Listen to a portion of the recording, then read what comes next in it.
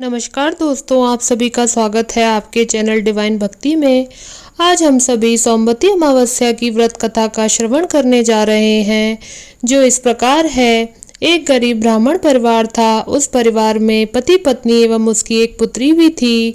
उनकी पुत्री समय के गुजरने के साथ साथ धीरे धीरे बड़ी होने लगी। उस पुत्री में बढ़ती उम्र के साथ सभी स्त्रोयोचित सगुणों का विकास हो रहा था। वह कन्या सुंदर, संस्कारवान एवं गुणवान थी, परंतु गरीब होने के कारण उसका विवाह नहीं हो पा रहा था। एक दिन उस ब्राह्मण के घर एक साधु महाराज पधारे।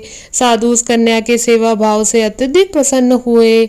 कन्या को लंबी आयु का आशीर्वाद देते हुए साधु ने कहा कि इस कन्या के हाथ में विवाह योग्य रेखा नहीं है।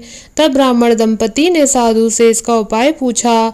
कन्या क्या करे कि उसके हाथ में विवाह योग बन जाए। साधु महाराज ने कुछ देर विचार करने के पश्चात अपनी अंतर्दृष्टि में ध्यान करके बताया कि कुछ ही दूरी पर एक गांव में सोना नाम की एक धोबिन महिला अपने बेटे और बहू के साथ रहती है, जो बहुत ही आचार विचार एवं संस्कार संपन्न तथा पति परायण है। यदि ये सुकन्या उस धोबिन की सेवा करे और वह महिला इसकी शादी में अपने मांग का सिंदूर लगा दे, तो इसके बाद इस कन्या का विवाह हो जाएगा, तो इस कन्या का वैधव्य योग मिट सकता है। साधु ने यह भी बताया कि वह महिला कहीं बाहर आती जाती नहीं है। ये बात सुनकर ब्राह्मणी ने अपनी बेटी से धोबिन की सेवा करने का प्रस्ताव रखा। अगले दिन से ही कन्या प्रातः काल उठकर सोना धोबिन के घर जाकर साफ सफाई एवं अन्य सारे कार्य करके अपने घर वापस आने लगी। एक दिन सोना धोबिन अपनी बहू से पूछती है कि तुम तो सुबह ही उठकर सारे काम कर लेती हो और पता भी नहीं चलता। बहू ने कहा, माँ जी, मैंने तो सोचा कि आप ही सुबह उठकर सारे काम खुद ही खत्म कर लेती हैं। मैं तो देर से उठती हूँ। ये सब जानकर दोनों सास बहू घर की निगरानी करने लगी कि कौन है जो सुबह ही आकर घर का सारा काम करके चला जाता है। कई दिनों बाद धोबिन ने देखा कि एक कन्या मुंह ढके अंधेरे में घर में आती है और सारे काम करने के बाद चली जाती है। जब वह जाने लगी तो सोना धोबिन उसके पैरों पर गिर पड़ी।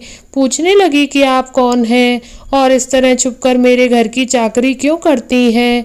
तब कन्या ने साधु द्वारा कही गई सारी बात बताई। सोना धोबिन पति परायण थी, अतः उसमें तेज था। वह तैयार हो गई। सोना धोबिन के पति थोड़ा अस्वस्थ थे।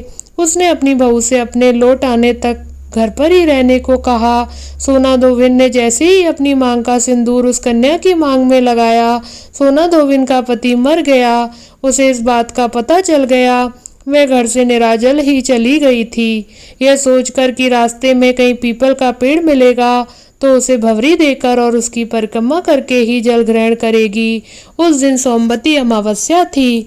ब्राह्मण के घर मिले पुए पकवान की जगह उसने ईंट के टुकड़ों से 108 बार भवरी देकर 108 पीपल पेड़ की परिक्रमा की और उसके बाद जल ग्रहण किया।